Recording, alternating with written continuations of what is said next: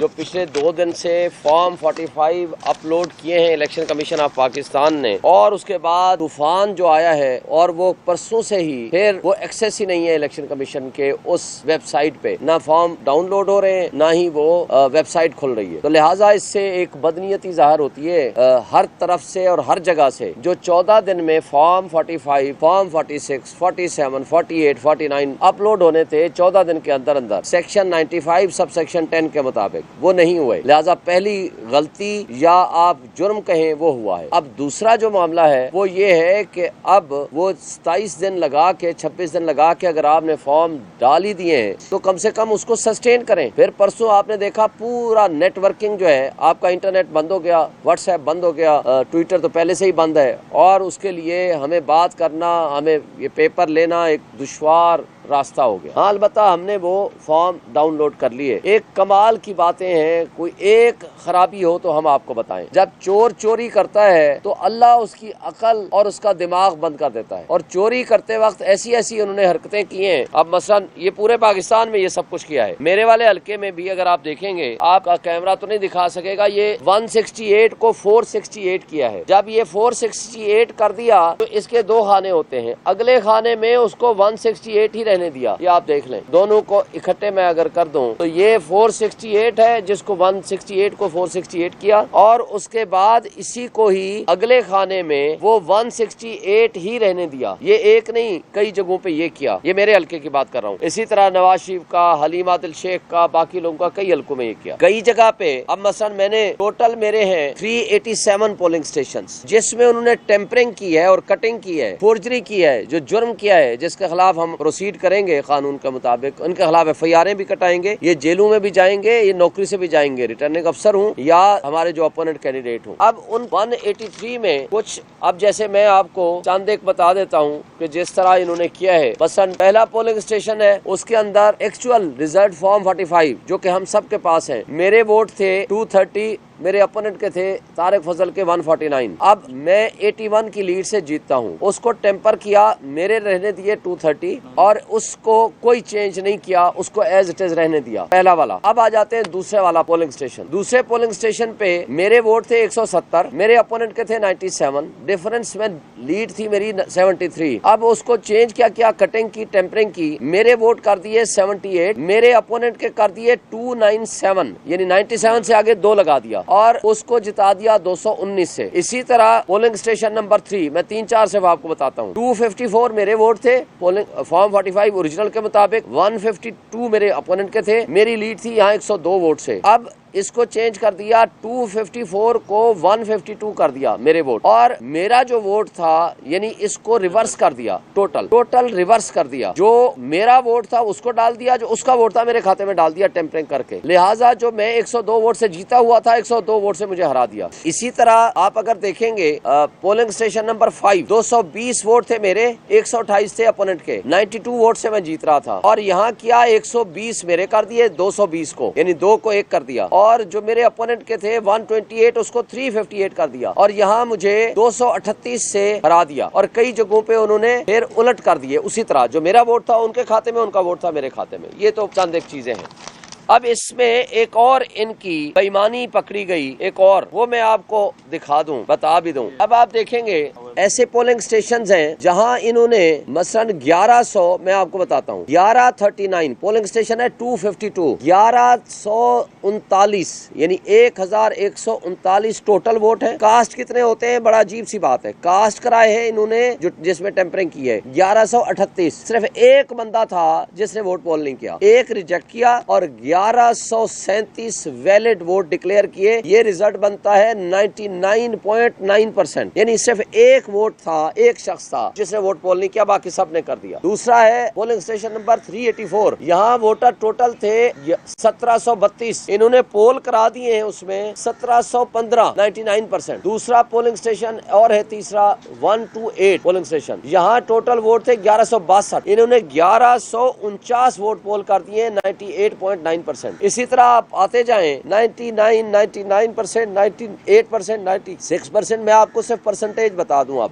19 polling station ऐसे हैं जिसमें 90% प्लस उनके टर्न आउट दे दिया, और 39 पोलिंग स्टेशन वो हैं जिसमें 80% से ज्यादा दे दिया, और 82 पोलिंग स्टेशन वो हैं जिसमें 70% से ओवर एंड अबव दे दिया। जब बेईमानी करने लगते हैं तो वो इनके आंख और कान बंद हो जाते हैं, और जो टेम्परिंग, जो फ्रॉड और फोर्जरी की है वो सबके सामने है और सारी दुनिया उसको देख सकती है। हम इसके बारे में अब इमीडिएटली इंशाल्लाह एक व्हाइट पेपर जारी करने लगे हैं, और उसमें मैं अपने हल्के को सबसे पहले सारा पुराने वाला, अपने वाला, दूसरे वाला सारा सामने रखूंगा। और एक बात मद्देनजर रहे कि मेरे फॉर्म 45 वही है जो मुस्तफा खोखर के पास है, जो मानता है कि मेरा रिजल्ट दुरुस्त है। वो कहता है मैं हारा हूँ मगर मैं उससे नहीं आ रहा, वो फजूल चौधरी से मैं नहीं आ रहा, नाजायज से नहीं आ रहा, मैं वो कहते हैं कि मैं पीटीआई से आ रहा हूँ। इसी तरह टीएलपी का रिजल्ट है, इसी तरह जमात इस्लामी का रिजल्ट है। तो बात यह है कि आप जिसने फोर्जरी की है वो रिटर्निंग ऑफिसर रिस्पॉन्सिबल है। मैंने पहले लिख के दिया था इलेक्शन कमीशन को कि रिटर्निंग अफसर, उसका अमला और ये तारिक फजल चौधरी टेम्परिंग कर रहा है रिकॉर्ड पे, हमें अंदर जाने की इजाजत नहीं है। इन्होंने ऑर्डर पास किया था, ये ऑर्डर था 11 तारीख का, मगर ये अलग बात है कि इनके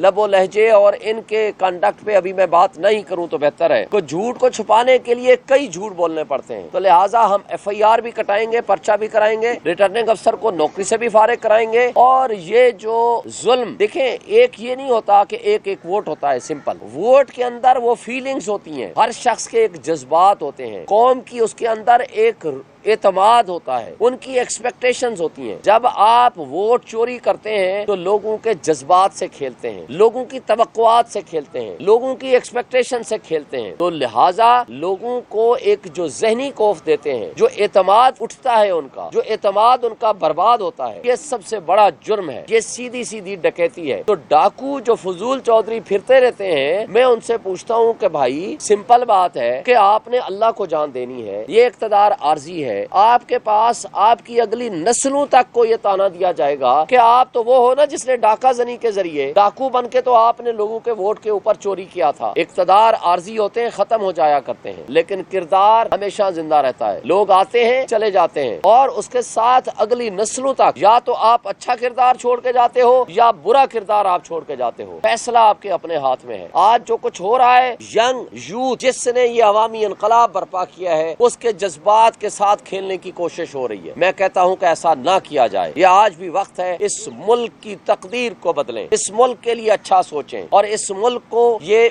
बल्कि परसों जो कोर कमांडर कॉन्फ्रेंस में एक बात अच्छी की गई, जो कहा गया कि हीलिंग की जरूरत है। भाई हीलिंग कैसे होगी? आपने पंजाब गवर्नमेंट की उस डाकू रानी ने हमारे रहीम यार खान के बच्चे को एक एहतजाज के दरमियान पुलिस ने उठाया और तशद्दुद करके मार दिया, मर्डर कर दिया। दूसरे बच्चे अहमद शाह को, हमारे वर्कर को, उसको उठाया, उसको बेहोशी की हालत में मरते हुए अल्लाह ने जिंदगी रखी, उसको उठा के हॉस्पिटल ले गए, अल्लाह ने उसको रिकवर कर दिया। तो जिले शाह के साथ भी इन्होंने यही किया था, पर्चे ऊपर हमारे खिलाफ कर दिए। तो क्या ये हीलिंग हो रही है? ये हीलिंग नहीं हो रही। अगर आपने हीलिंग करनी है, सबसे पहले तो वो जो हीरो है इस दुनिया का, मिल्लत इस्लामिया का इमरान खान, उसको निकालो। अगर आप चाहते हैं यहाँ सियासी इस्तेहकाम आए, आप चाहते हैं मुल्क के लोगों के मसाइल हल हों, फिर एक बात आपको IMF के हवाले से भी वाजे कर दूं। आप देखें, जो ऊपर का अशराफिया है, जिसको ये अशराफिया कहते हैं, मैं उसको बदमाशिया कहता हूँ, वो बदमाशिया $18 बिलियन सालाना मुफ्त मराहत खा रहा है। ये जो गाड़ियां, ये पेट्रोल, यहाँ कॉन्स्टिट्यूशन एवेन्यू है ना, यहाँ से आप गुजरे तो आपको आगे पीछे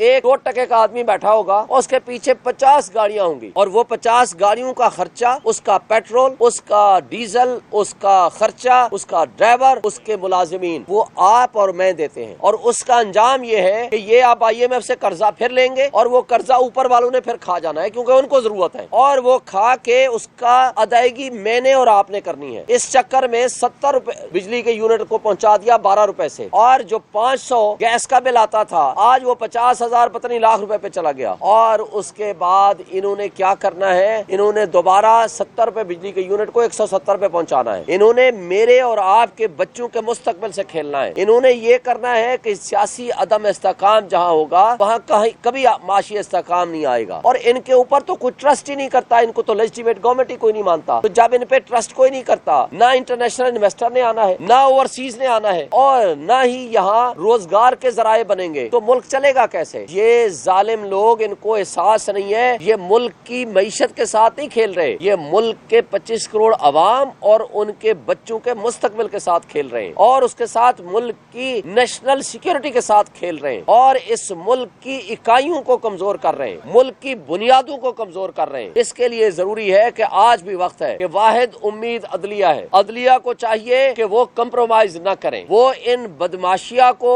और इन डाकुओं को कम से कम इतना रोके कि ये जो जराइम में मुलव्वस है इनके खिलाफ एक्शन मिले, और जिसको हक के हुक्मरानी अवाम दे उसको वो एक्सेप्ट करें। Thank you. देखे, डाकू आपका पैसा मालो मता लूट जाए, जिन्होंने वोट चोरी किया है, डाकू से भी कभी कोई बात करता है? डाकू को कहे, हाँ डाकू भाई, आपने मेरा करोड़ रुपया चुराया है, मेहरबानी करो 500, 5000, 1000, 1 लाख मुझे वापस कर दो। डाकू के साथ कोई बात नहीं हो सकती। एक ही कंडीशन है, जो डाका फॉर्म 45 की ऑडिट करा लें, जो जीते हुए लोग हैं उनको वापस कर दें, उसके बाद हम हर एक से बात करने को तैयार हैं। देखें, पहली बात तो यह है कि मुझे बताएं कि 2018 के इलेक्शन में कितने लोगों ने फॉर्म 45 लेकर आए थे? ये एक्ट तो 2017 का है ना। 17 के एक्ट के मुताबिक शोशा मचाना, शोर मचाना हर किसी का हक है। मैं ये नहीं कहता किसी जगह इंडिविजुअल लेवल पे खराबी नहीं हुई होगी, मगर मुझे बताएं कि कितने फॉर्म 45 लेके लोग घूम रहे थे? भाई हम तो 8 तारीख से फॉर्म 45 लेके घूम रहे हैं। नंबर 2, आपके तीनों इदारे जो इलेक्शन को डील करते हैं, पटन को देख लें, फॉफन को देख लें, कल पेलडाट की रिपोर्ट को देख लें, उन्होंने क्या कहा है। अच्छा, इसको भी छोड़ दें, आप बता दें पूरे रात 11 बजे 12 बजे तक जब ये मौसूफ चीफ इलेक्शन कमिश्नर यहाँ से चल के कहीं मखसूस जगह पे चले गए थे, वो आज तक नहीं बताया उन्होंने वो कहाँ गए थे, रिजल्ट रोक दिया। मुझे बताएं, आपके पूरा मीडिया ने रिजल्ट दिखा दिया, वो आज भी आपके पास स्क्रीन मौजूद है। उस मीडिया के मुताबिक कौन जीत रहा था? 180 सीटें हम जीत रहे थे। आप कोई इंडिपेंडेंट फोरम दे दें जो ये कहे कि जनाब कौन जीता कौन हारा, सारी दुनिया को पता है। नहीं पता तो सिर्फ इलेक्शन कमीशन को नहीं पता, बाकी सबको पता है। देखिए, मैं इसकी शदीद मुजम्मत करता हूँ। इस वक्त सारा माफिया फेल हो चुका है। अब ये साजिश है इमरान खान के खिलाफ, उसको डराने के भी और उसको कत्ल करने की साजिश भी है इमरान खान को। ये हमें एप्रीहेंशन है कि मुझे ये बताएं कि सारी दुनिया के दहशतगर्द सारी जगह को छोड़ छाड़ के अडियाला जेल पहुँचते हैं और आपको पता भी नहीं चलता, और आप पता चलता है और आप कहते हो हमने बंदे पकड़ लिए हैं। और मकसद क्या था इससे? आपने 1 हफ्ता पहले भी वहाँ एक बंदे को जेल के अंदर मर्डर करा दिया। ये सारी साजिशी ताने बाने बुने जा रहे हैं, या इमरान खान को डराया जाए या उनको कत्ल का मंसूबा बनाया जाए, रास्ते से हटाया जाए। ये सारे ड्रामे हैं, और वो किरदार जो इस वक्त इमरान खान का मुकाबला नहीं कर सकते, उससे ऊपर पहले भी 3 दफा अटैक हो चुके हैं। एक दफा गोली की सूरत में, एक दफा यहाँ अटैक हुआ था, एक दफा आपको पता है हेलीकॉप्टर के जरिए भी उसमें कोशिश की गई थी। तो ये सारे ड्रामे इसलिए हैं कि इमरान खान का मैदान में मुकाबला नहीं हो सकता। फॉर दैट पर्पज ये माफिया उनके खिलाफ इस तरह की हरकतें कर रहा है ताकि उनको डरा धमका के या उनको कत्ल कराएं या ऐसी कोई साजिश बुने, और इसके पीछे कोई भी किसी किस्म की भी साजिश हो सकती है जिसकी हम शदीद मुजम्मत करते हैं। और हम ये मुतालबा करते हैं कि इमरान खान को अगर कुछ हुआ उसकी जिम्मेदारी हमारे मुल्क की एस्टेब्लिशमेंट पे भी होगी, हमारे मुल्क के इस वक्त मुख्तदर तमाम जो हुकूमतें बैठी हुई हैं उन सब पे होगी। Thank you.